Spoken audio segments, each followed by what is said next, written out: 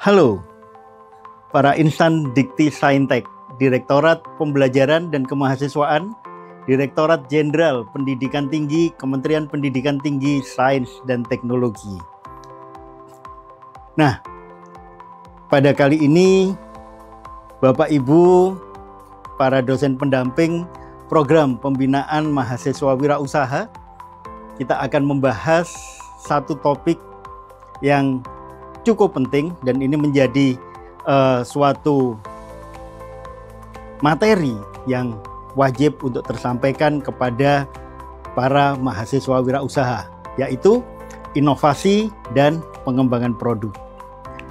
Oke, nah kalau kita melihat Bapak Ibu, kenapa banyak sekali bisnis mahasiswa wirausaha yang gagal?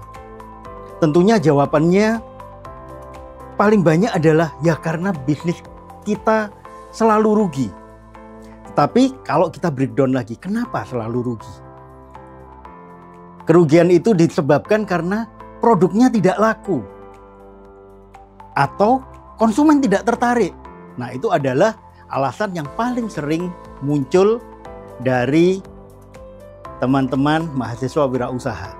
Nah, tetapi kita sebagai dosen pendamping harus mulai memikirkan juga mengapa produknya tidak laku dan mengapa konsumen tidak tertarik. Nah, ada beberapa hal Bapak Ibu. Yang pertama adalah salah dalam strategi pemasaran. Dan yang kedua adalah produknya bermasalah. Kemudian banyak juga yang mengatakan bahwa kita ini kurang data dan informasi sehingga kita tidak bisa mengetahui kesesuaian produk kita dengan minat pasar atau tren pasar. Nah, dari semua itu sebenarnya akar permasalahannya adalah validasi dan pengembangan pasarnya lemah. Nah, untuk menyiasati itu, karena kita sudah tahu bahwa permasalahannya adalah validasi dan pengembangan pasar yang lemah, kali ini kita akan membahas dua framework yang sering kali dipakai dan cukup powerful Bapak Ibu. Yang pertama, kita akan membahas tentang design thinking, di mana dengan design thinking ini kita akan memahami permasalahan yang sesungguhnya terjadi seperti apa. Dan yang kedua, kita akan menggunakan pendekatan Lean Startup. Untuk apa? Untuk menguji secara cepat dan hemat biaya apakah solusi kita sudah fit atau match dengan masalah yang ada di lapangan. Nah, Bapak Ibu, kalau kita melihat tentang design thinking ini terdiri dari 5 tahapan, Bapak Ibu. Yang pertama adalah empathize, di mana di dalam empathize ini kita berupaya untuk memahami situasi dan kondisi yang dialami oleh konsumen, Bapak Ibu. Keluhannya apa, keinginannya apa. Kemudian yang kedua adalah tahap define. Nah, pada tahap define ini kita memilih dan mendefinisikan permasalahan konsumen yang akan diselesaikan. Jadi kita harus clear, kita harus jelas pada tahap define ini. Nah, setelah melalui tahap empathize dan tahap define, maka selanjutnya kita akan memiliki waktu untuk mengumpulkan informasi sebanyak-banyaknya. Nah, inilah yang disebut dengan tahapan ideasi, Bapak Ibu.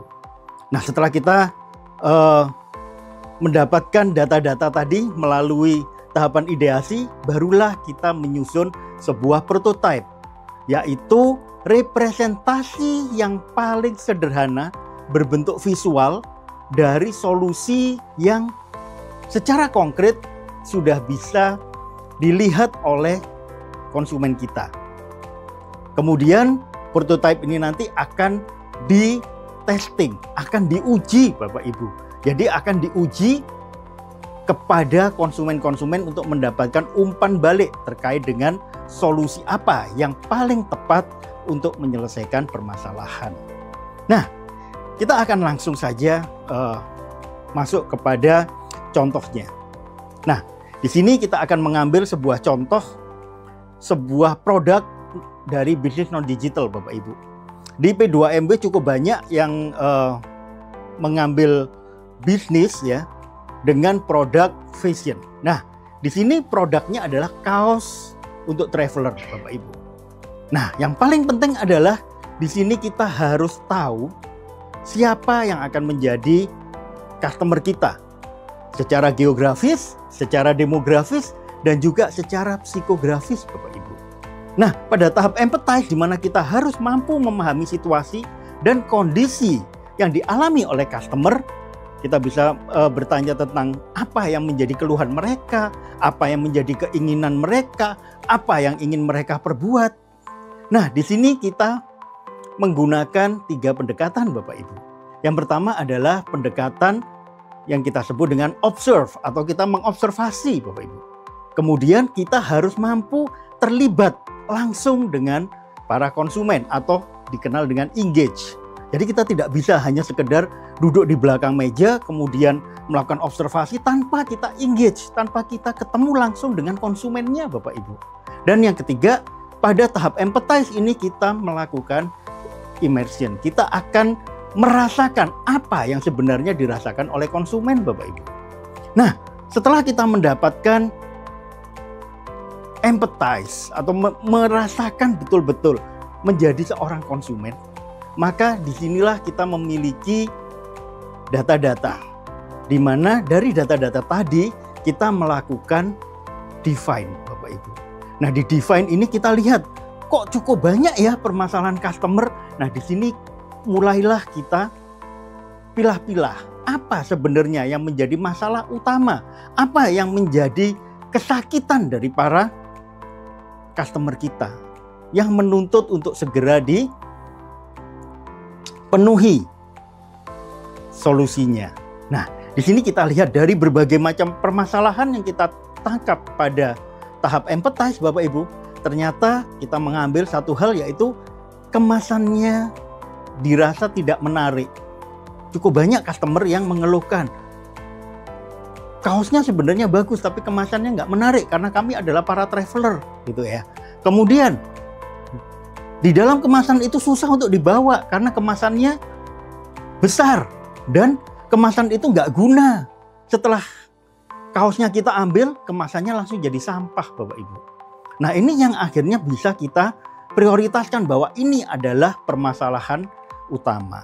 Nah, setelah kita mampu mendefinisikan dan memilih, memprioritaskan ternyata permasalahannya adalah permasalahan kemasan, maka di sini kita masuk ke dalam fase ide atau ideasi, Bapak Ibu. Nah, di sini kita lakukan brainstorming. Di sini kita kumpulkan sebanyak-banyaknya ide, Bapak Ibu, yang bisa menjadi solusi. Dan dari solusi itu akhirnya kita akan mencari mana solusi yang terbaik, mana solusi yang paling mampu untuk menyelesaikan permasalahan konsumen. Nah, kita lihat lagi bahwa tadi permasalahannya ada pada kemasan, Bapak Ibu. Nah, pada ideasi ini kita kumpulkan banyak ide dan akhirnya kita mendeskripsikan bahwa ide kita adalah memunculkan sebuah solusi di mana desain kemasannya multifungsi. Kemudian ergonomis sehingga dia juga tidak makan banyak tempat, Bapak Ibu.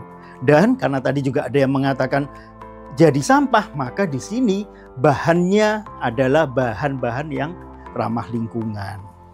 Oke, nah tentunya kita tidak langsung membuat dalam skala besar. Kalau gitu kita langsung membuat 1.000 atau 10.000 kemasan. Tidak seperti itu kalau di dalam design thinking, Bapak Ibu. Jadi kita akan melihat dari ide tadi, kita akan membuat contoh yang paling sederhana. Kita akan membuat kemasan yang paling sederhana, Bapak Ibu. Nah, inilah prototyping. Jadi kita membuat dalam bentuk yang sederhana, yang dia bisa dilihat secara visual, bahkan kalau mungkin dia bisa dipegang, dia bisa dibongkar pasang juga, Bapak Ibu. Nah, di sini kita melihat ada beberapa contoh kemasan, Bapak Ibu. Jadi dia tidak hanya dalam bentuk kotak seperti itu dan dia tidak dari plastik karena harus ramah lingkungan, tetapi dia dari bahan kertas yang dia bisa di-recycle. Kemudian bahan kertas ini dia setelah kaosnya dikeluarkan, dia bisa dirakit ulang dan dibongkar pasang ya dengan sangat mudah sehingga dia menjadi gantungan baju. Nah, ini sangat bermanfaat untuk para traveler karena biasanya para traveler itu menghabiskan waktu untuk melakukan traveling sehingga seringkali membutuhkan gantungan baju. Tetapi mereka tidak membawa dan tidak semua traveler menginap di hotel sehingga kemasan ini yang bisa berubah menjadi gantungan baju akan bisa menyelesaikan permasalahan mereka. Nah, setelah prototipe tadi jadi, maka kita tidak boleh langsung mengambil satu kesimpulan. Oke, kalau gitu ini adalah yang paling baik tanpa melakukan pengujian, Bapak Ibu. Nah, prototipe ini akan kita uji cobakan kepada konsumen.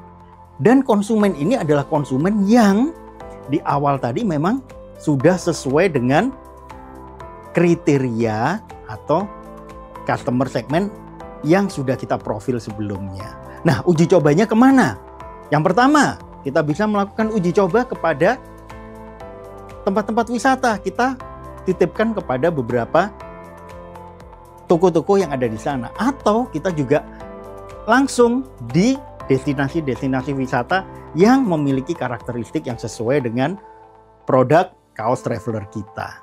Nah, di sanalah kita akhirnya bisa melihat apa yang menjadi suara dari para konsumen. Feedback inilah yang akhirnya perlu untuk kita dengarkan dan kita tindak lanjuti, Bapak Ibu. Nah, kalau tadi kita sudah berbicara tentang contoh untuk kasus-kasus bisnis non-digital. Tetapi para mahasiswa wirausaha banyak juga yang memiliki bisnis digital. Nah, saya mengambil satu kasus juga. Bagaimana ini design thinking ini diterapkan untuk kasus aplikasi, Bapak Ibu. Saya ambil contoh startup edutech. Startup yang memiliki produk berupa aplikasi untuk pembelajaran pelajar SMA. Nah, di sini empathize, Bapak Ibu, bisa digunakan dengan metode wawancara untuk pelajar dan guru. Jadi di sini di empathize kita lakukan observasi dulu kepada para pelajar dan guru-guru yang akan menggunakan aplikasi edutech kita. Nah, dari observasi tadi, kemudian berikutnya kita akan terlibat melihat secara langsung para pelajar dan guru untuk menggunakan aplikasi edutech tadi.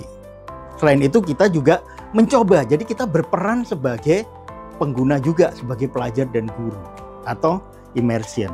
Nah, dari sanalah kita masuk ke fase define untuk mendefinisikan apa masalah utamanya. Nah, ternyata masalah utamanya adalah belajar daring itu membosankan. Sehingga kita masuk ke fase berikutnya, yaitu fase ideasi. Kalau belajar daring itu membosankan, maka ada berbagai alternatif untuk solusinya. Tetapi setelah kita lakukan analisis, ternyata kita mengambil yang paling tinggi dan paling sesuai adalah menyematkan fitur edutech berorientasi pada gamifikasi dan leaderboard. Nah, setelah itu kita buat nih prototipenya. Tidak perlu kita langsung membuat aplikasinya karena itu akan makan waktu dan kita masih butuh umpan balik, sehingga kita cukup membuat mock-up saja, Bapak Ibu.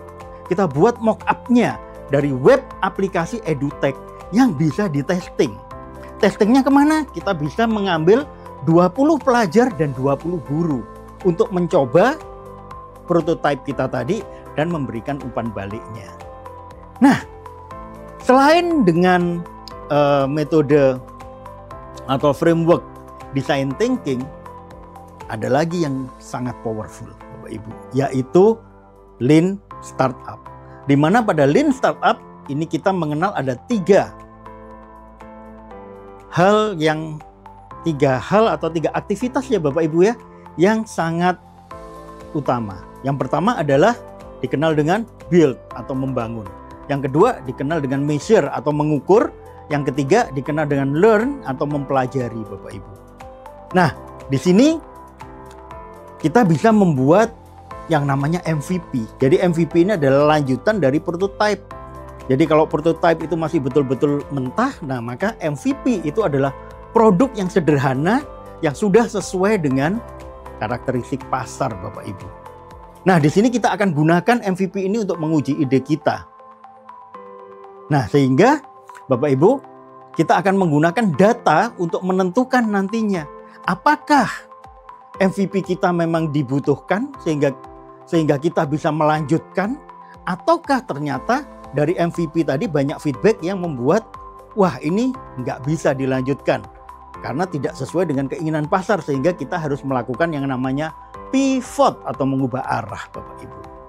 Nah, dengan adanya design thinking dan lean startup ini, maka kalau kita kombinasikan, Bapak Ibu, maka ini akan menjadi sesuatu yang sangat powerful, akan menghasilkan produk-produk yang memiliki nilai inovasi cukup tinggi. Di mana dengan design thinking kita mulai dengan empathize, melakukan ideasi dan melakukan prototype. Kemudian pada waktu testing kita menggunakan pendekatan lean startup, di mana prototyping tadi kita lanjutkan sehingga kita mendapatkan MVP atau minimum viable product, kemudian kita ukur, kita dapatkan feedbacknya, kita pelajari feedbacknya, dan kita lanjutkan dengan menentukan apakah kita mau teruskan atau kita harus pivot. Nah, dari sana akan menjadi dasar bagaimana kita membangun sebuah produk yang memang inovatif dan sesuai dengan kemauan pasar. Intinya adalah Bapak Ibu, di dalam mengembangkan sebuah produk, jangan takut untuk gagal, tetapi gagalnya harus terkendali.